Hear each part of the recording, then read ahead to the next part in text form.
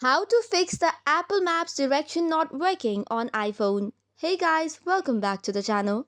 If your Apple Maps direction is not working, here is what you should do. First and foremost, make sure to check for your network and data access. Swipe down the screen and head over to Wi-Fi. Make sure you're connected to a stable internet connection. Or you can switch to cellular data. In order to reset the connection, you can toggle on airplane mode and turn it off after a few seconds. This way it will refresh the connection. Next up, head over to your device settings. Once you are on your device settings, head over to the general section and then search for date and time. Hereby make sure to toggle on the option of set automatically as sometimes incorrect time zones or manual settings prevent secure connection to map servers. Next up, you need to head over to privacy and security in the settings page. Then go to location services.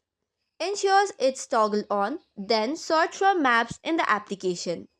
Now from the maps, you need to select while using the app or while using the app or widgets. Once you have selected the option, you will also see the option of precise location.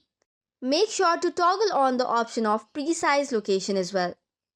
Now that this is done, restart your iPhone once, and once restarted, you might have to reset the location and privacies, as well as the network settings.